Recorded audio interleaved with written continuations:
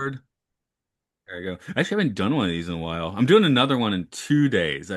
Summer school. I'm also talking to Patreon folks here who might be wondering where this podcast has been. But yeah, I'm using these movies as an excuse to slow down the pace. I didn't mean to put 3 weeks in here, but now it's 3 week gap. So, Well, that but was my fault because I no, that's rescheduled on also my you. fault. So, but yeah, we're getting the next one in soon.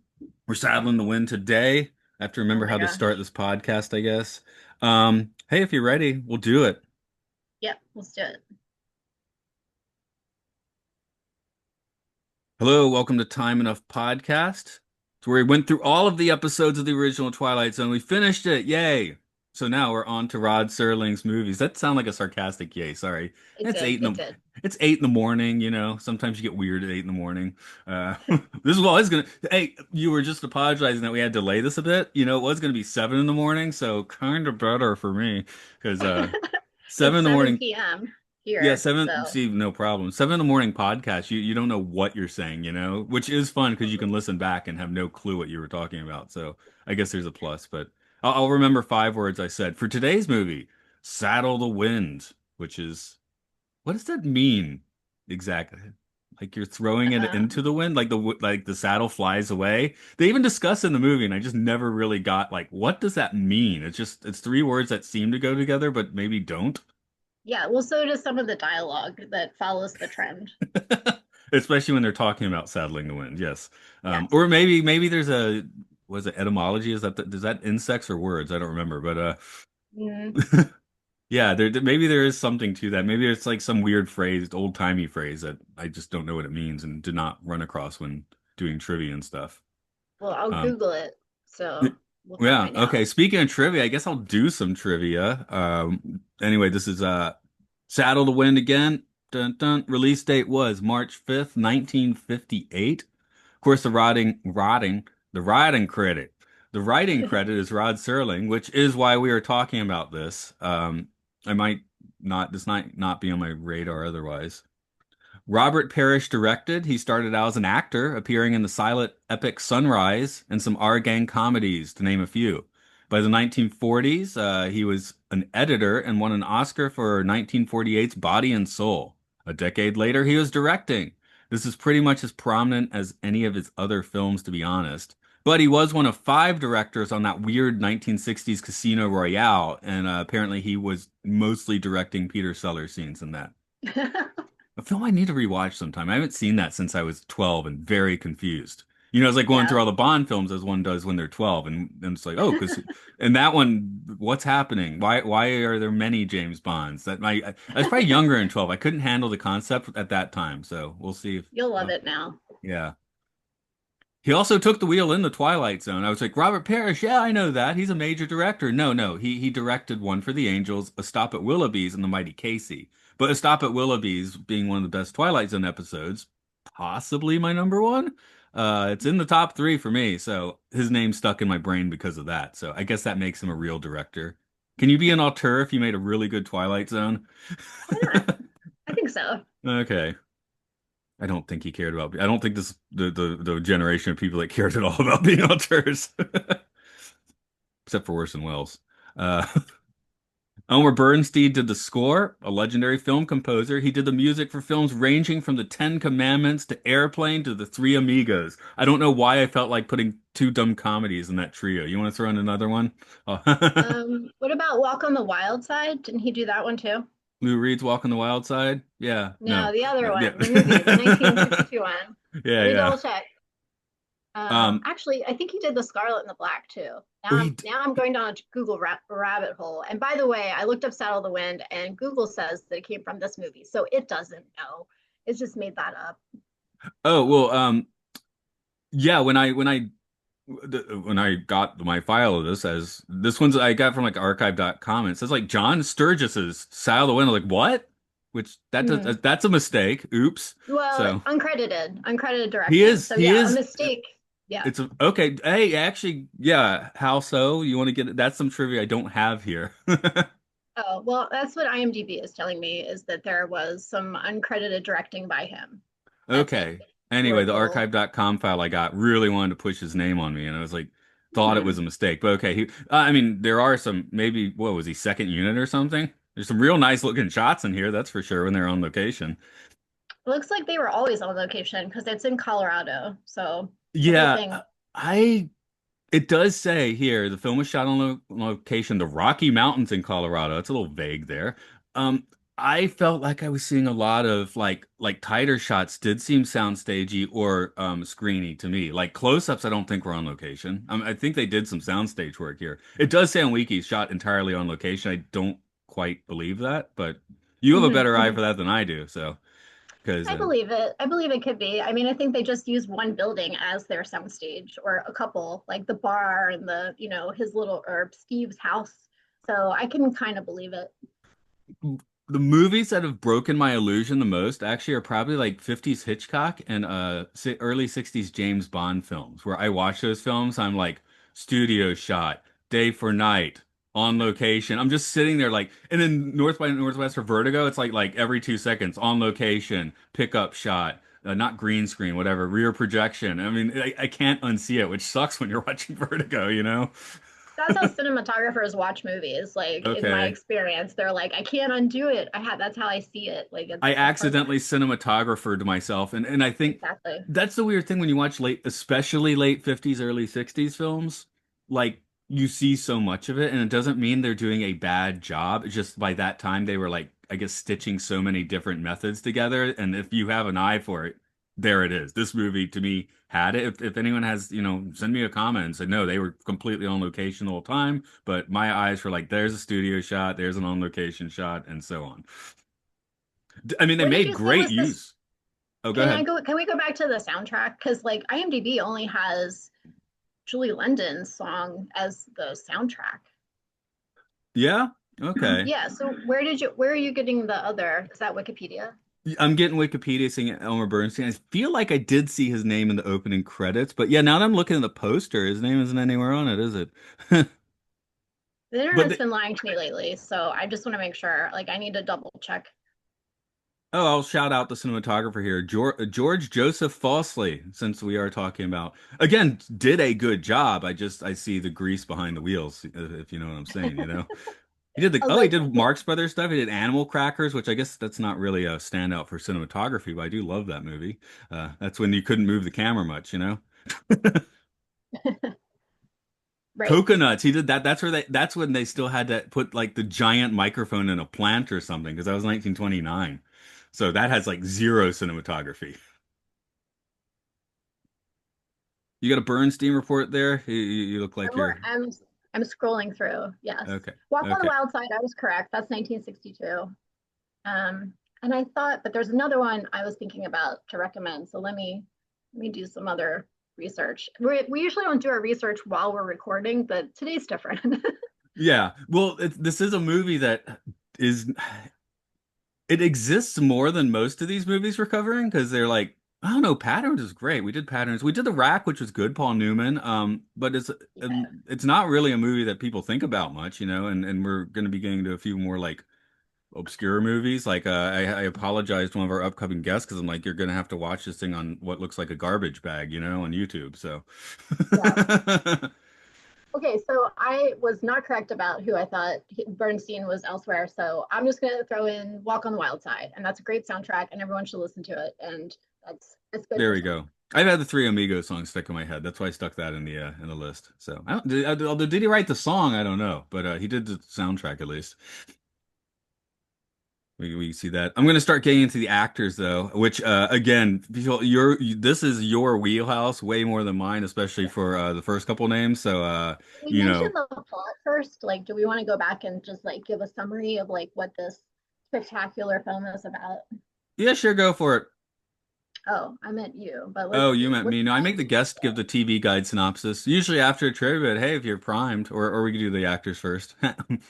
Okay, it's only like two sentences. So, former gunslinger Steve Sinclair, played by Robert Taylor, is now a peaceful rancher, but things go wrong after his wild brother Tony, who is on Cassavetes, arrives with his new gun and his new fiance, played by Julie London, former saloon girl Joan Blake.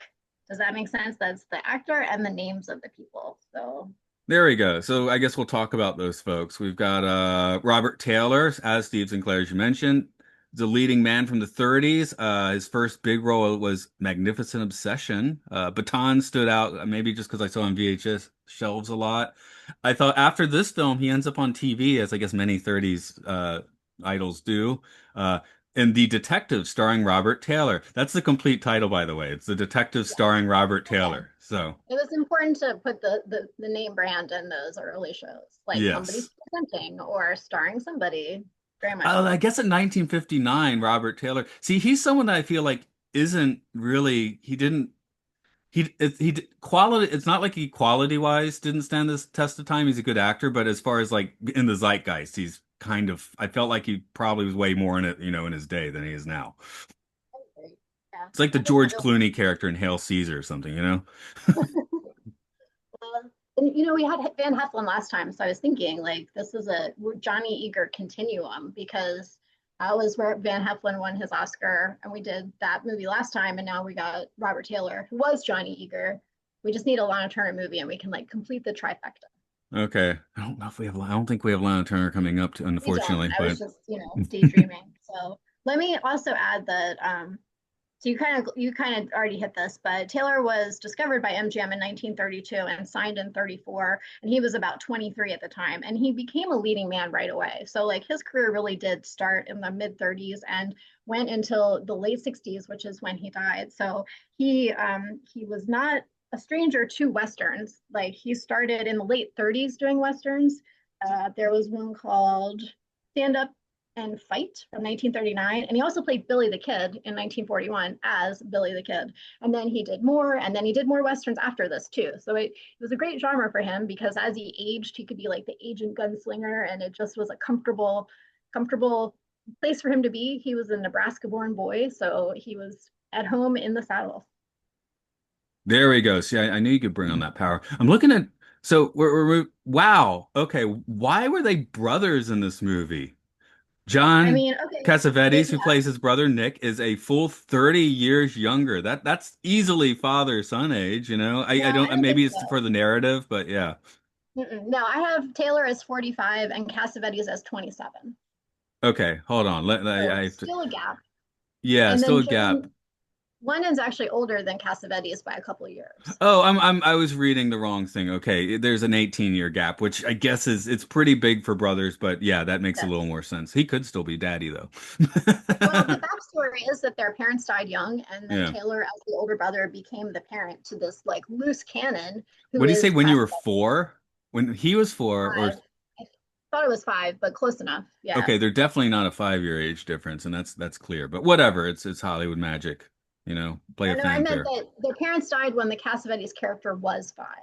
Okay, And right. So that meant Robert Taylor's guy was already Steve Sinclair was already like 20 plus 20. So okay. right, Anyway, so his backstory was that he was like a violent gunslinger, and yeah. that whole point of the movie starting is that he's settled down, he wants to live a peaceful life, and his jackass of a brother comes shooting into town, and that's when the story begins.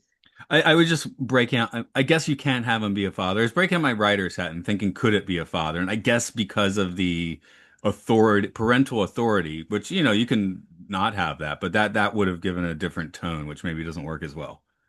Right, it's brother on brother. Because So he's yeah, at the end, he when he almost shoots his brother, dad's not going to do that, I guess. So maybe I yeah, don't know. You can get a dark western.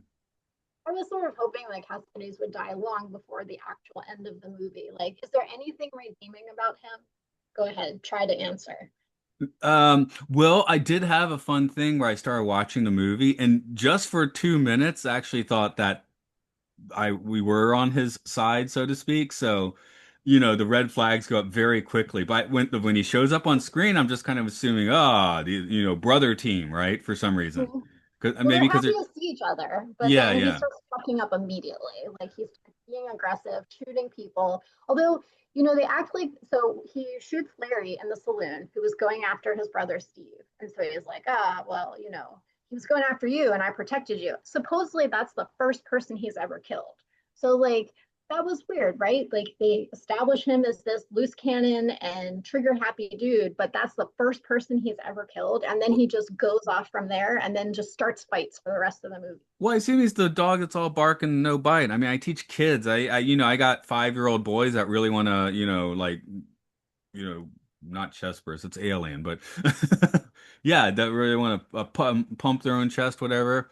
No, it's Okay. funny. I ran into a kid. He's like 17 now, and I've been doing this job for a while. 16, 17. A very cool kid. Is better English than most Japanese students. And he's like, "Do you remember me?" I'm like, "Yeah, I remember you trying to punch everyone at 5 years old and trying to punch me in the crotch." So, I mean, it was very cool. So it's kind of fun to tell him that now. But yeah, I was just like, "Yeah, you're a little hellion." Well, with boys around, right? The few times I had him and it was him and girls, he was great. So it's like Oh, well, that's nice to hear. that might be how Tony Sinclair is, you know? Put him Well, around you other have to men and he be just gets too competitive. rambunctious. Well, Julie London's the only woman in this movie, it feels like. I mean, Oh, there everyone else is like, why is there a woman in this movie, right? When is the woman leaving the exactly. movie? Well, and she left where she was. Oh, there was a surprising line where she says, "I'm not a slut." Do you remember that? She says, Hmm. "I'm not a slut. He didn't buy me like he bought that gun." And I was Okay, like, wow, I okay, I didn't remember expect that bit. Yeah, I remember that. I guess the word slut didn't stick out to me, but it stuck out to me for 58 or wherever we're at. now you're So, mentioning it, sure. yeah. So she had left a saloon, I think, or wherever she was. She was so desperate to get out of there that she's like, yeah, I'll go with Cassavetes and this might work out. But then it's pretty clear immediately that he just loses himself. And then there's the Taylor Joan. Well, wait, so Steve and Joan, right? The older brother, they have that conflict at first and then they have to like catch it up real fast. Like they kind of gloss over their relationship and like speed it up in one scene so that we know that at the end of the movie like she can rely on him. There's that, initial conflict as Tony just gets crazier and crazier. Then the two sane ones are Joan and Steve watching like this decline. So she's just there to switch brothers. One brother to the other. Okay. Yeah. That's her purpose. I mean, she doesn't and she sings the song. That's very important. I guess that's a good segue into who is Julie London and why was she singing in a Western, Yeah, that's kind right? of her main reason to be here, isn't? I mean, I get they need to have a girl to fight over. Although she, like you said, she pretty quickly and smartly makes the change because it's clear within 20 minutes that Tony ain't working. Right. Best known, of course, I guess I'll try and throw in the rest of the trivia, for her hit "Cry Me a River," and you will find her singing that, and the girl can't help it. Yes. Love So, that movie. That would have been 2 years before. So that's 1956. That's a tremendously awesome movie that has let me get the list out because it's all these musical performances like Little Richard and um, hold on, Fats Domino and I just there's too many to list. Let's just put it that way. It's Jane Mansfield, Tom Yule, Edmund O'Brien, and a bunch of amazing singers. So that is such a fun, delightful movie. And also her second husband wrote some of these songs. So she's in the world of singing. That's her 32 albums in her career. okay, now you've mentioned now I'm getting the hit. Fats Domino, Little Richard. That's the movie that's better than Blackboard Jungle. Yes, as far as the early rock and roll ones. It's pretty different. It is. It's pretty different. It's more well, it's more fun, isn't it? Just usually it's like the first rock and roll movie's Blackboard Jungle because it's on the soundtrack, but the girl can't help it's a little more like, Oh, I see what you mean. Yeah, rock there's and the roll. chuckles. There's like I don't know. I love Fats Domino in that. He sings Blue Monday and it's like tremendous. Yeah, So it's just rock and roll's it fun, yeah. right? So Yep. Blackboard Jungle's not much fun. This is a silly, like beautiful color, Technicolor.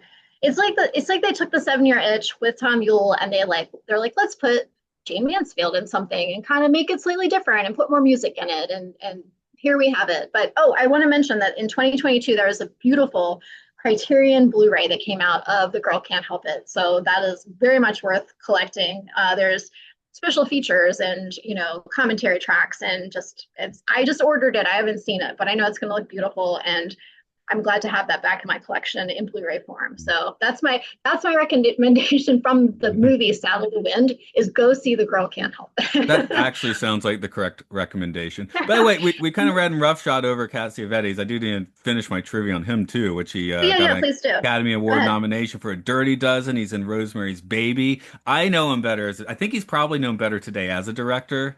Shadows, Yes. Faces, Husbands. Like when I hear John Cassavetes, I'm like, like kind of like bridge between old Hollywood, new Hollywood sort of director. I guess is the vibe I get with him. Like he's a little too Yep. old for new Hollywood, but he was a little too young for old Hollywood, I guess. So. Well, remember how that one director was not listed? So apparently, according to IMDb, there is this sort of like fighting on the set between two directors, but also between the Hollywood and the New York style. So Robert Taylor representing classic Hollywood and Cassavetes and the director representing like New York method and realism. And so apparently that clash is one of the reasons they say this was a box office flop. But Rod Serling said that he gave better dialogue to the horses than to the actors. So there's also, an argument could be made that maybe the script wasn't the strongest. There were some there. I think, like, is this the best written movie ever? God no. But there was a little bit of dialogue that popped. Some dialogue that didn't too. But I guess that's the thing. You got every once in a while like, oh, this is some on point dialogue because that is one of Serling's strengths, writing good dialogue. You know. Well, I wrote a couple insults down. They're all of Tony, of course. One is when Donald Crisp said that he wasn't talking to a man, but a quote, dirty little trigger happy jackal, end quote. And then somebody else said he was a strutting, itchy fingered little monster. So, I mean, those are great insults. That was kind of a highlight, I thought. Yeah, I'm scrolling here to see if I wrote anything, but I just wrote because everyone kept saying to Joy London, "This ranch ain't ready for a woman." It's like, why not? I don't know. Yeah, So not again, impressive. Or Cassavetes, right before her song, he says, "Sing for me and I'll smile for you." Like, that's pretty bad. I don't yeah, know. that's pretty bad. Okay. Um, So, I got some more Cassavetes. So, I think it's interesting to note that he was an actor from 1951 to 1985, and he was a director from 1958 through 1986. Thus, instead of doing one and then going to the next, he went back and forth his whole career, and that's kind of neat. That's not everyone's path. And so, his first film was Shadows, and that was shot in January of 1957. And this movie, Saddle the Wind, was shot in June of 1957. So it means that he's coming back to acting for the first time after directing his first film. It's kind of a nice, moment in time for him. yeah, maybe this is like this time he's probably film schooling, I imagine. How are you doing that? How are you doing that? Let's, sort of like Yep. Robbie McNeil or whatever on Voyager, where he just spent most of the show watching everyone. So then and he stopped acting. He stopped acting for the most part after that. So he just went to directing. But yeah, yeah. I was kind of thinking who else is in the box with him, and I don't know. He didn't act, but I was just thinking Frankenheimer also seems to be kind of in that Mm-hmm. middle spot between old Hollywood and new Hollywood. A little more new Hollywood, probably because he's trippier. But yeah, Mm-hmm. but that's just because of the trippiness. Um, Oh, I was mentioned before we started recording. I got to mention Royal Dano. I'm not quite sure Mm-hmm. how you say. He showed up in a Planet of the Apes TV show. That's where I recently saw him. Okay, I knew there was some weird thing, but as a obsessive on weird Disney theme park arcana, of course, I do have to bring up that he's Mr. Lincoln for Great Moments with Mr. Lincoln, which you cannot currently see because they replaced him with a creepy Walt Disney robot. So. A Walt Disney robot? Yeah, Mr. Lincoln is currently not giving speeches at Disneyland. You're getting a Walt Disney robot talking to you now. Hmm. Which one of his things before he died was like never make a robot or statue of me, and now they've done both. So Oh, that's good. I love it when we respect people's wishes. you're like, it's been what, 70 years? What the hell? Let's do it. So what's he gonna do? Come a zombie, unfreeze his head, or what? Hmm. Oh yeah, here's a fun. This is on Weird Conspiracy Row for Disney, but the movie Frozen named that so when people Google Disney and Frozen, they'll never get anything about his frozen head anymore. Oh, I love that. See, that's the kind of thing I like, right? That would be such a big effort to cover that up. Like think of all of those person hours to do that. That's a great conspiracy theory. It's Movie like should not be called The Ice consequential. Queen. Movie should be called The Ice Queen, right? Well, we don't want that to be confused with the evil queen from Snow White, who's obviously a superior villain. So Mm. Yeah, I still get to ride the Snow White Scary Adventures in Tokyo, where every corner you come around, she just pops out screaming at you. So, that's so cool. I would love to ride that. and I missed Is it out. always, is The it old hag version or is it ever like the pretty version? pretty version, first scene only. The rest is old hag screaming at you. There's no That's soundtrack except for Snow White's house. And last time I went, the ride broke down like just before I got on. It's like 5 minutes later, I would have been on the ride with the witch screaming at me for 5 minutes until they got me off. I want to believe that they throw apples at you at some part in the ride, but I guess that's too interactive. Oh, fun fact, the Apple in later years became holographic because people kept stealing it. So they made a holographic Apple effect so people would stop stealing the Apple. I bet that looks cooler because once it drips and it gets the skull on it, it's Mm. really iridescent. Like I think, I mean, that's too bad that they stole it, but that probably looks really cool as a hologram. Yeah. So what is your getting back to Sow of the Wind, what is your temperature on Westerns in general? I said it on this podcast before, I'm generally not a big Western guy. So for me, I'm like, well, I'm gonna see cool cinematography and Technicolor. But again, when I saw the running time of 126, I just had like a sigh of relief, you know? I just finished a class on Howard Hawks versus John Ford, and so I've seen a lot of westerns lately. I saw Stagecoach and I saw Red River and things I hadn't or had and were revisiting. So I would say I don't dislike westerns as much as it seems like most people do, but this this one wasn't a great one. So it's not a good litmus test for like what westerns can be. There's really not a ton of outdoor scenery. It's just kind of a squabble that didn't really need to be set in a western town. Well, there's less shooting, so maybe it did have to be a western, but it's not my favorite Robert Taylor western for sure. So it's okay. I don't mind them. I think musicals are a little harder for me than westerns are. So Actually, I think I'm probably better with the musical, but something I do often when I'm going to bed, I will put on. I'll look up something. It's got to be from the 30s. The more pop boilery, the better. Hour runtime is perfect. Even though I'm going to fall asleep within 10 minutes, right? And I'll just put on some 30s pop boiler, which I know I'm going to fall asleep 10 to 15 minutes in and probably never finish the movie. But I recently did that. But actually, I kind of want to finish this one. I was watching some sea story with starring like was it Lugosi or Car? It was Karloff, yeah. So I need to get back to what that was one. it? Geez, I'll have to look at my YouTube history and tell you. And I actually think I did. I don't think I fell asleep for 20 minutes through this one, although it was weirdly colorized on YouTube. So, but it was like 1 in the Oh, morning. I'm like, I can deal with it. It was so weird though. I was kind of fascinated by it. It was like 1984 colorization, you know?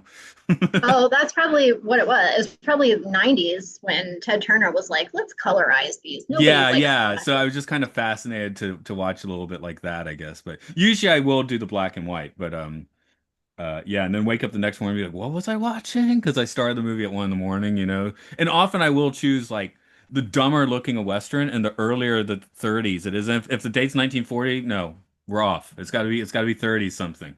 So the last time I saw Boris Karloff was in Scarface. I always forget he's in that, the Paul Muni one. So he's one of the gangsters. So it's funny to hear him be a gangster, so temporarily. what is your ideal Western then, I guess? I mean, not to be mean to this movie, but I don't think it's anybody's ideal Western. It wasn't even Rod No, Serling's ideal Western. He wrote it.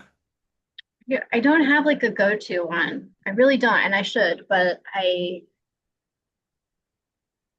don't know. I don't know. On the spot, I can't think of one to list. I See, I just can't. want I to get didn't love trippy. Stagecoach. I love ones that are in color. Like, I mean, I love black and white too, but I think that a Western in color has advantages. And I don't know what my ideal one is. Like, I do kind of like The Searchers because it deals with darker material, a darkness in the character. So I like the anti-hero. And I don't know. That's a question I should have thought about before we were My recording. my affinity is to brainless ones from the 30s if I'm going to do a Western. Or do I get to call Ordowski's El Topo a Western? I don't know. But even then, I like the Holy Mountain better than that. So, yeah, Plus, it's like westerns aren't just movies. There's like this glut of television westerns from like the 50s and the 60s, like Cheyenne, which is a great show.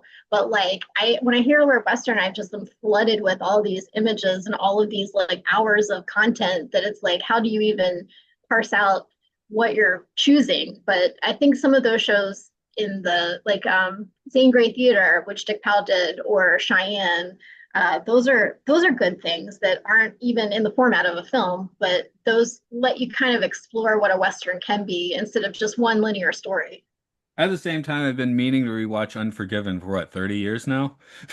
I I've know it's a never good seen it. movie. It is a good I know. movie. I saw it in the theater maybe twice, and I probably saw it on video at least once, but it's just like I know I should watch that again. That's a clinic. Speaking of another guy that's always acting and directing, even into extreme old age, Eastwood, right? True. So, Yes.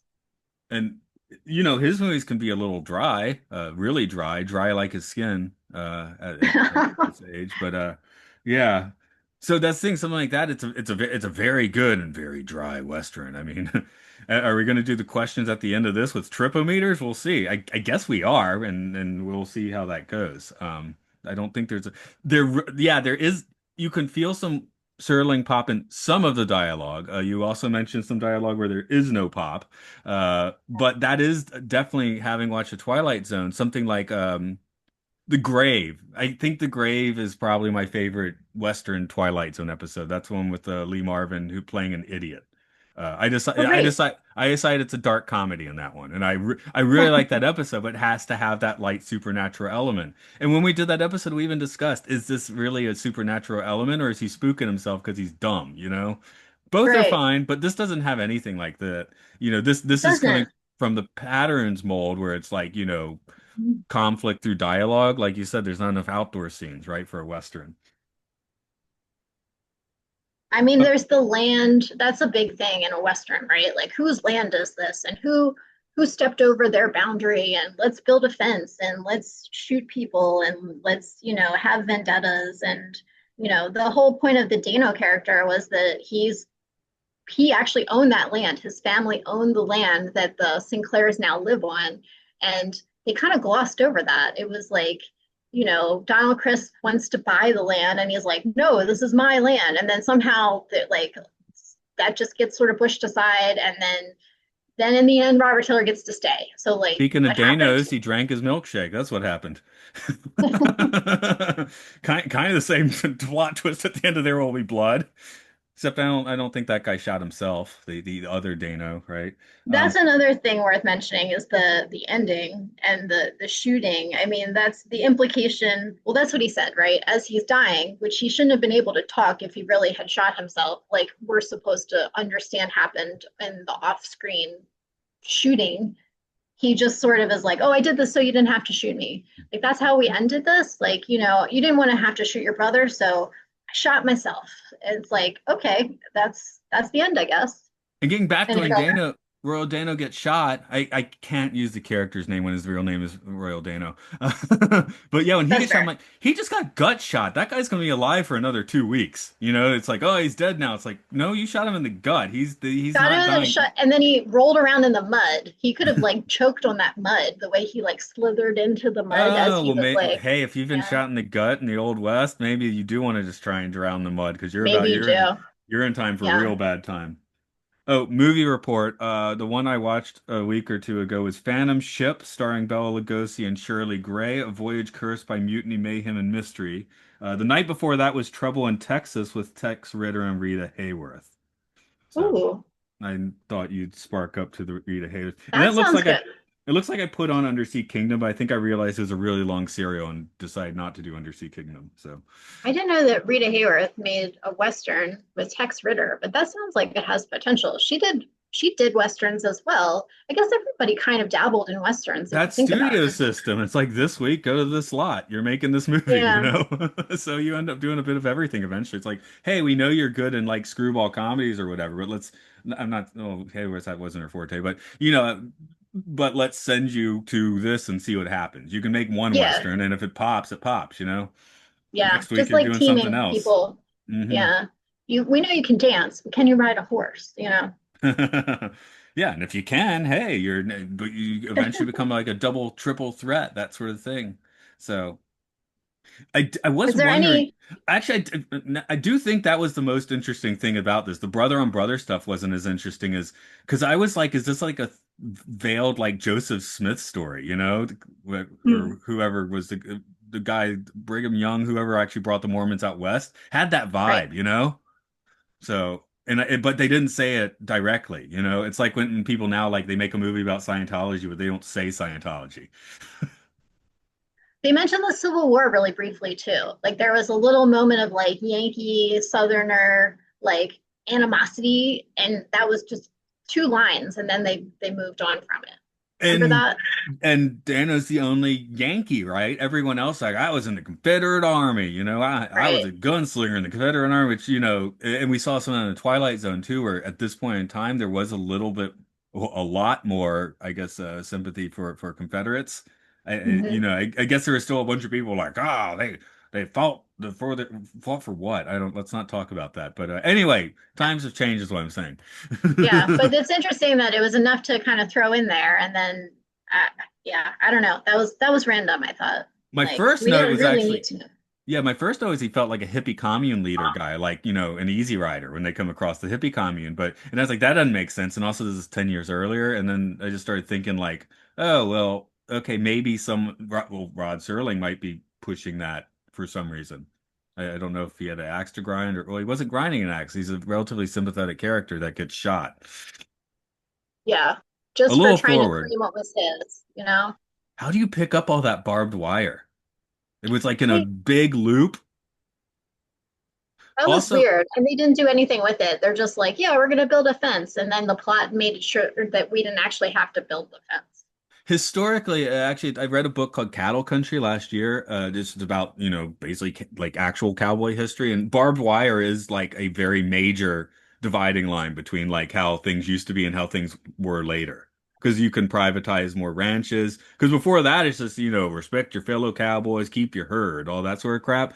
Barbed Right. wire changed things a lot, apparently. Like it was kind of like how farms in the U.S. in particular have all become like privatized. That's kind of what happened or corporatized. That's kind of what apparently happened. Barbed wire allowed that to happen because a large company could now be like, "This is my ranch, stay away," which is kind of So what he's doing. there wasn't like an in between where you just had fences. We went from no fences to barbed wire Because fences. a cow can just plow on through a fence. You need Oh, okay. barbed wire to actually keep them, you know, from not doing that. Yeah, you're right. And That's also, true. you can string wire for miles and miles. Building an actual fence for miles. I mean, hell, that's still a political issue, isn't All right. it? These are very valid points. I'm thinking modern like fencing, how, we just do modern fences now, but we're not keeping cattle in, so touche. Yeah, yeah. So in 1880, whatever, it did really change the landscape. That's when those cattle towns start, you know, dying and stuff. You don't have to hire all these cowboys anymore because all the cows are always going to be on your land, that sort of thing. So the animosity towards him wanting to barb wire stuff actually is like historically valid. Maybe the movie should have like explained that a little more because I know that Yeah, because I read a book last year, you know? great. No, I missed that. It just seemed like kind of a loose end. Like it was a misdirection. Like, oh, but this will be avoided because it was just like thrown on the ground and that was it. No, that's a And they didn't serious point of contention in that time and place. So it actually was a quite major issue, and they don't spell it out for you, which and they didn't talk about the hands either, like the farm hands that suddenly had all gathered together when Robert Taylor was going to have to give up his land. Suddenly all these people came out of nowhere that had been tending the land the whole time, and we never saw any of those characters, or if we did in the bar here or there, but like they glossed over a lot of things toward the end, which seemed like they could have spent time on it before. Instead of Julie London's song, we could have like had a little more context about something or other. But so it is kind of a mismatched story. Like it is kind of it's kind of clumsy it's in like a the way. B plot is more interesting than the A plot. Yeah. And then they don't tell you enough about the B plot. That said, Westerns, especially from now, like The Searchers, as great a movie it is, it drags here and there. You know, it's It got, does. and this movie actually does just keep moving, which is nice. It does not drag for a Western, which is to its benefit. The only things that maybe drag are some of those bar scenes, but I was entertained because I'm like, these are all like 1% removed from SCTV sketches. So just make it a little bit goofy. That's SCTV. That's the genius of SCTV though. They play it 99% straight, right? So that 1% of goofiness is what is hysterical for. And that's why a lot of people don't like it, you know? You have to be attuned to that sort of thing to like that kind of humor.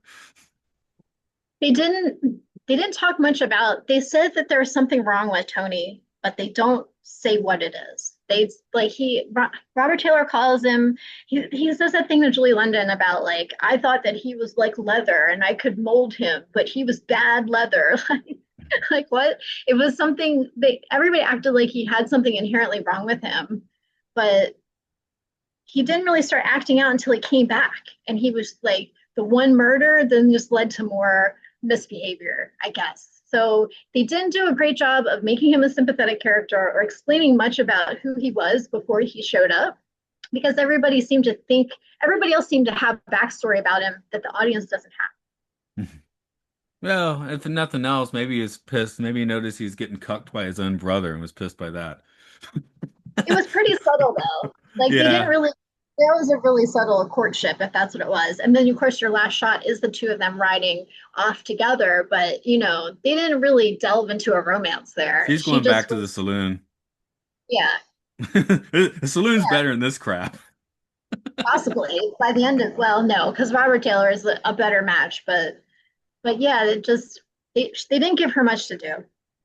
I'm going to try out questions on this movie because that's what we do on this podcast. Do you want to throw out some other tidbits, fun facts, observations before I start asking questions? Let me look through my notes. Um, think Give us- so. I think we covered all the people.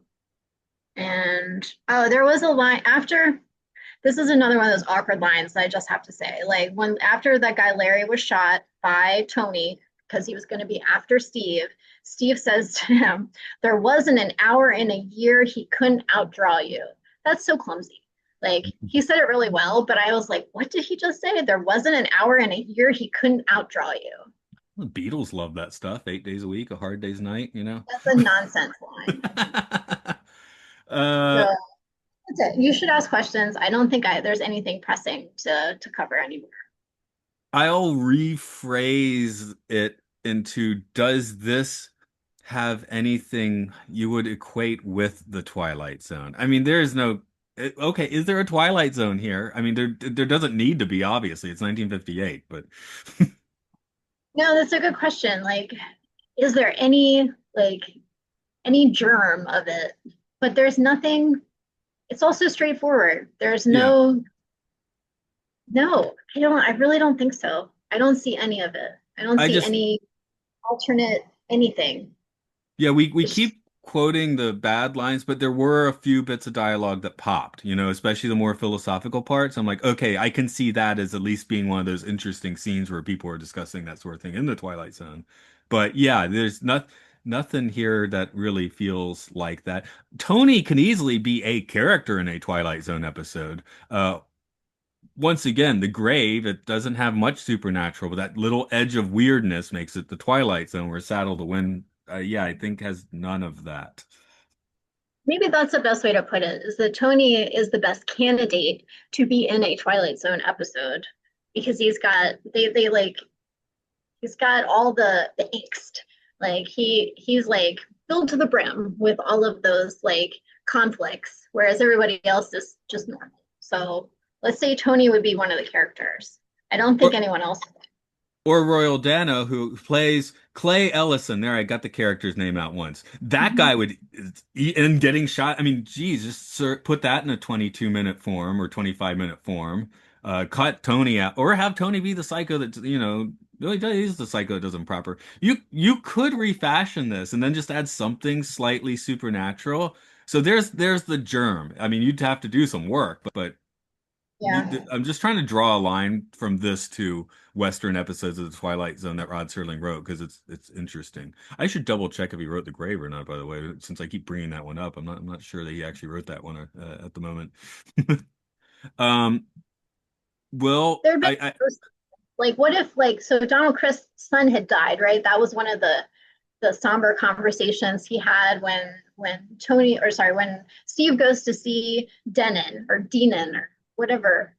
Robert Taylor goes to see Donald Christ. And Donald Christ is like, yes, well, remember when my son died? Like he was only 18. And that was a nice little speech about like how he abhorred violence and didn't want to see it crop up in the town. So that could be a character. That could be something. But if that character was a ghost in the story, that would be very Twilight Zoney because he could be the conscience that Tony doesn't have. I should stop mentioning The Grave. I mean, I'm sure Rod had some say on the episode, but it was directed and written by Montgomery Pittman, one of the few times that they kind of went outside for their creatives on the Twilight Zone, outside the regular creative pool. I think he did like two or three episodes, but yeah, different director. But um, just because I keep mentioning that one, it's not one of Rod Serling's scripts. It's just my favorite Western episode of the Twilight Zone. Curly uh, Marvin's. I don't think I've seen that, but that seems he seems well suited for that. does Tony deserve what he got? I'm Yeah, he rephrasing. should Yeah, have it sooner. There wouldn't have that's been a movie, but like, Oh, I halfway through, he should have got the gunslinger should have shot him. I mean, that shouldn't have been what happened. Then brother has to take revenge, even though he knows his brother's an a-hole or whatever. I don't know, something like that. You can put on your writer's hat for this movie, that's for sure. the casting is kind of curious. Like, who really did think that these top three would like go well together? Because honestly, none of them really do. Like, no combination does that make sense. Like Robert Taylor being the older brother of John Cassavetes, or Julie London ending up with Robert Taylor. Like, none of that makes sense. But I guess I don't know. Robert Taylor was doing his Western thing. So they're like, yeah, let's get him. He'll be cheap. And then they're like, Cassavetes is hot. Let's get him. And then we'll need a singer. We need a female touch. And then there's Julie London. But it seems kind of slapshot, doesn't it? That's the studio system just grinding along, isn't it? I mean, we are here No, discussing a that's the movie studio not system. because it's a classic. We're here because it's, because it's somewhat affiliated to Twilight Zone. Sorry, Yeah, go but ahead. no, by 58, that's it like grinding to a crawl. That's the missteps that are happening at the end of the 50s. That's desperation. That's like, let's make it big and let's put these random that's it. That's you hit on it. Like that was their attempt at getting people back into a theater by grabbing these three totally different, you know, audiences and trying to like slap them all together and hope that it worked, but it doesn't. It's like they tried too hard to be too broad, and it doesn't work together. Yeah, initiate playing Cleopatra. So That was on actually, its way. actually, they think they did start around 1950. It came out what 63, but it took what 8 forevers to make that movie. Mm-hmm. It was photographed at Fox, so So yes. it was probably already in some kind of pre-production, and I don't know when they actually started running camera on it, but it might have been earlier than you think. Okay. So there's a TCM podcast that is doing that this season is about the making of Cleopatra, which I have not listened to yet, but I'm sure there's some really juicy stuff in there. I was listening. Something about the Hudsucker Proxy when Paul Newman came on set. And what was his first major film? Can you recall that off the top of your brain? I can do a search here. But anyway, It the point wasn't is, was that? it wasn't HUD, was it? Nah, nah. It was him as a very young man. Anyway, he shows up to Hudsucker and is like, I haven't seen sets this big since, the first, like my first major movie in the 50s or whatever. Because Somebody they Out just, There Likes Me is the 1956 first break for Newman. that might be it. He So. plays a boxer. Oh, Silver Chalice, first film for Hollywood. That's it, Silver Chalice. So, and he was like, that's like the right where the studio system's starting to crumble, and he shows up. So then, when the Coens build these insane giant sets for Hudsucker, he's like, "Oh my God, I haven't seen these since Oh, 1954." okay. So we're biblical epic is what we're saying. Okay, got it. Yeah, yeah, biblical epic side. Because I mentioned Cleopatra, which isn't biblical, but same vibe, right? Yeah, same vibe. Um, how about Steve Sinclair? Does he deserve this trip? Is he dealing with his brother, he's about to just walk away from it all because his brother is so horrible, which that seems to be a little bit self-loathing, I guess. don't know. Like there are many times where I wish he would have walked away. So there's some kind of guilt that's keeping him. I think he does mention that he feels guilty that he didn't turn out the way he had tried to raise him. So it seems like that's the thing that keeps him making sure Tony is okay and trying to get him out of these scraps is not that he necessarily wants to deal with him, but he feels responsible for him. So I think that when Tony is out of the picture, he can finally go back to his quiet life, which he has earned and which he deserves, except for this little blip where his brother came in to be an asshole and then dies. So that's sad, but at least he gets to get his land back and he has a nice lady to hang out with. And, the chaos in his life is gone. So I think Oh, he it's makes the Old West. There'll be more chaos. There's chaos every week on Gunsmoke for what, 15 years? yeah, but he's going to be a peaceful farmer again. So Yeah. I think that he'll have a nice long life. But and everyone respects him too. Despite that was a conflict for him was that his brother comes in town. Everyone hates his brother, so puts him in a kind of an awkward position to be defending him or trying to head him off at his violent inclinations. So it's Tony has a much better future ahead than he's had throughout the film for sure. Clay Ellis, and he shows up in town with his 19th century hippies, starts squatters smoke. He's gonna barb wire the place. He gets shot. Does he deserve that? I said Tony and I meant Steve in my last comment, but does Clay deserve to be shot in the mud and in the gut? No, by I don't think Tony. so. No. But No, that's unfair. he's so chill, but he's aggressive in his actions though, because he is like, I'm getting the barbed wire. I'm doing it. You're not stopping me. I think he's more assertive than aggressive because, everyone's treating him like he doesn't belong there and he's trying to assert his family family right. So, in the face of people who are kind of jerks and not listening and immediately become violent. So, I think he's more assertive than aggressive. Here we go. You know what's kind of that B plot taken to about like Dead Man, right? He shows up thinking he has a job and he's set, Hmm. and everything Hmm. goes wrong, and then he Hmm. dies in the end. So maybe Dead Man is the B plot of this made good. If you like that movie, Jarmusch, I know is a bit of a uh, uh, Robert Mitchum, uh, right? acquired taste. Yeah, yeah. So acquired taste filmmakers, right? New Hmm. Hollywood, indie Hollywood. Um, Tripometer, I'll go first, which I never do. It's a zero. There's nothing trippy about this movie whatsoever. Agree. Which we're not. It's not the Twilight Zone. No one expects it to be trippy, but yeah, not trippy, untrippy. I guess we'll wind this one down. We'll saddle the wind back into the ranch. Uh, Speaking of bad dialogue, that I wrote just now, uh, any final points you want to throw out? So I didn't love this, so I don't have a lot to say. I do like the people that were in it, and I'm glad that I saw it once, but it is, especially following patterns. Like that's the last one I did, and that one really was pretty spectacular and this is just a little lackluster. So I'm glad that Robert Taylor did not get turned off of Westerns after he made this, and he made many others. So it's a happy ending. But yeah, nothing else to say really. It was just meh. Here's the thing that doesn't happen here. Patterns and the rack. The rack was not as good as Patterns, I think, but it also pulled off the trick of doing basically making its climax a special effects extravaganza of words. Oh, You, because the rack managed that too with some courtroom drama and stuff. This doesn't really have that, you know? Which the Twilight Zone doesn't always have that either. But yeah, it's like the thing that made Patterns definitely work, the rack kind of work, makes this one not it doesn't not work. It's an ambitious pot boiler. Like it has some ambition, but it just ends up back in the pot, you know? Is I guess that's kind of where I am here. Like I said, I didn't have a bad time watching it. I was worried I was going to get bored out of my mind because I am predisposed against Westerns a little bit.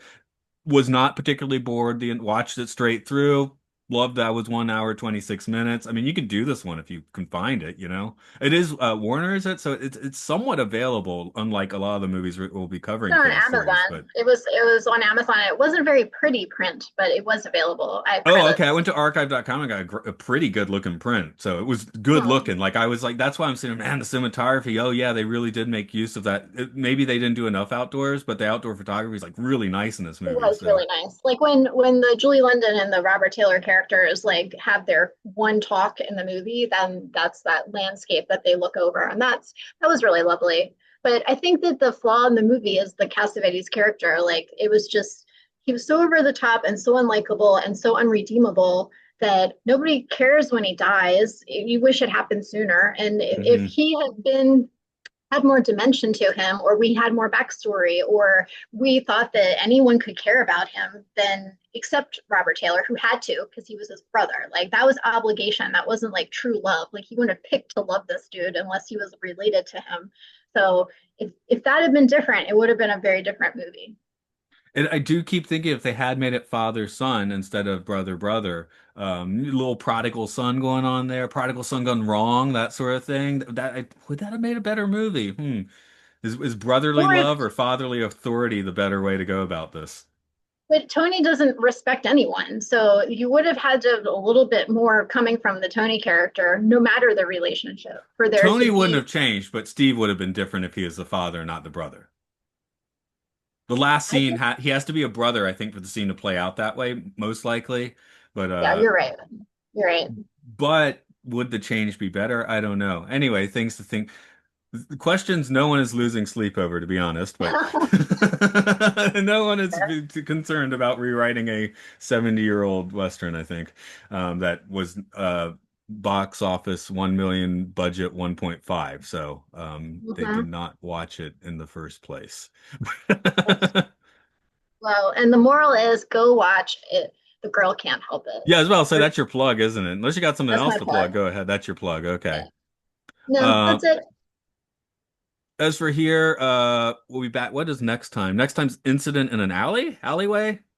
I just made the meeting. I don't remember which one it was, and I think I typed the meeting wrong. But yeah, come back for that. I think that's a YouTube one, so a little easier to find than this. But it's one of the ones where it looks like you're watching on Scotch tape, so I'll just have to live with that. Hey, and I realize that's going to be a an issue with the series. Some of these movies are not viewable in good form, so. If you Other want, than not at all. So if you want to hear me talk about movies that are viewable in good form, usually head on to podcastiopodcastius.org. Films and Filth, especially the films, which are supposed to be the good ones, those are almost always in good prints. And hey, even the filth is usually in a pretty good print. So it's usually when we come across some weird, obscure foreign movie that's considered bad, and it's impo There was one where co-host Mark had to basically take the film, AI subtitles, and burn them on himself because that was the only way we could watch the movie. So hey, we put a that's little. above and beyond. He put a little work into, I guess I should say. We're also talking about the TV show Severance over at Imprison. So dig that. And then if you're into video games, there's Luke Loves Pokemon, Game Show, and Monster Mash. Okay, riding off into the sunset towards the Cookie Monster and the Zoot Cat. Goodbye, goodbye. Things behind me.